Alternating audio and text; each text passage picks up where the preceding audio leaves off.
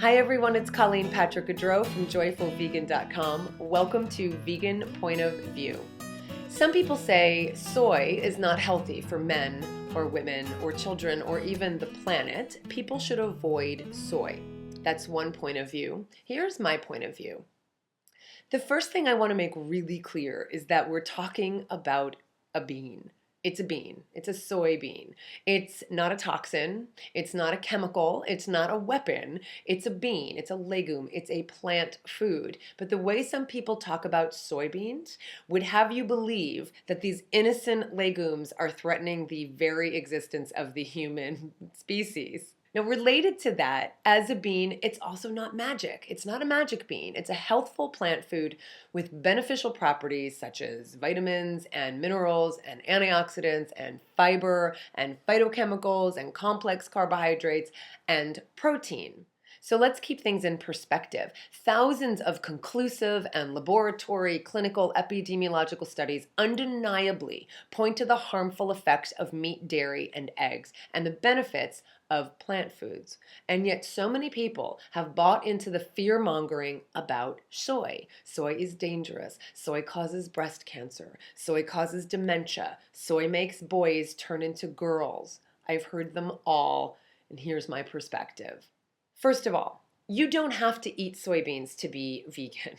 You're vegetarian. You don't have to eat black beans either. You don't have to eat black bean chips or black bean burgers or soy burgers or edamame or tofu. There are thousands of edible plant species available if you don't like or if you have an allergy or a sensitivity to soy or black beans. You can enjoy a varied, full, delicious, nutritious diet without soy foods. Some people don't like tofu or tempeh, mostly because they haven't tried my recipes with tofu and tempeh. So fine. Some people are allergic to soy. Okay, some people are allergic to peanuts or strawberries, but does that mean peanuts are inherently bad or that strawberries are inherently evil? Of course not. So just because someone's allergic to soy doesn't mean soy in and of itself is bad. So that's number one. You don't have to eat it. Number two, eat foods, all foods, in their whole state as much as possible. One of the things that's happening is that concentrated soy protein is being put into a number of processed foods, everything from breakfast bars and cookies to ice cream and pudding.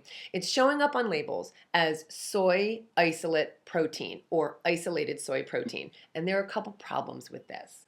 One is it means that by eating these highly processed foods, we're displacing healthful, whole, or minimally processed foods. Two is that we don't know what the effects are going to be. We have never survived on the amount of processed foods in the history of our species. So we don't know what the consequences will be. But we do know that the complexity contained in a single soybean or black bean or blueberry is beyond what we can replicate in a lab, and its health benefits stem from the combination of all of its components eaten all at once in its whole state. So to isolate the beneficial properties of something like soy isoflavones and stick them in a packaged product and call that health food is not sound, in my opinion. But you can see that the problem is not soy. The problem is isolating nutrients and sticking them in highly processed foods.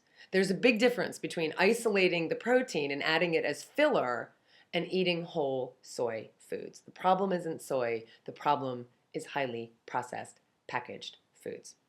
So, what are whole or minimally processed soybean-based foods? Well, of course, you've got the whole soybean. You can buy whole soybeans. You can soak them yourself and cook them yourself, or you can buy them canned. You've got edamame, which I eat as a snack pretty often. You often find these steamed soybeans in Japanese restaurants. They're wonderful with a little salt or a little tamari or sesame oil or sesame seeds.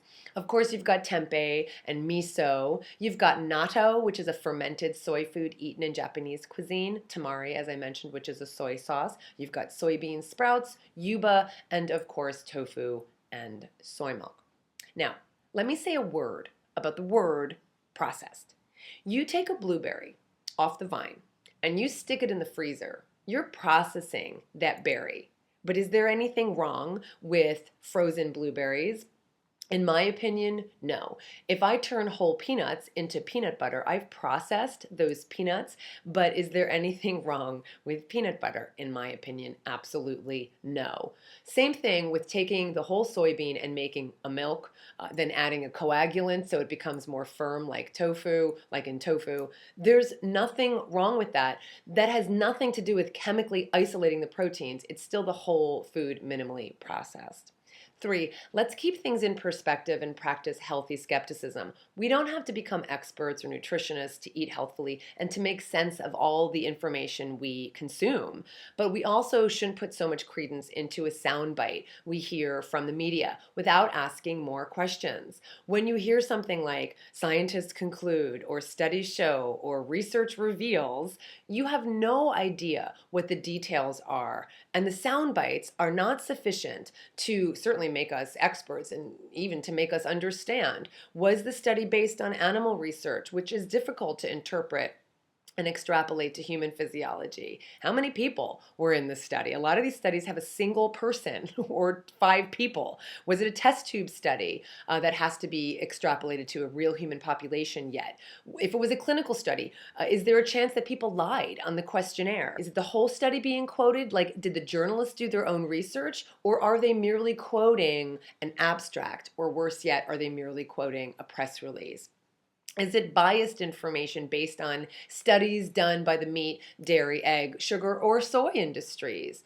It's important that we ask these questions when we hear about the latest studies before drawing any conclusions that will affect our health, the health of our loved ones, and the lives of non-human animals.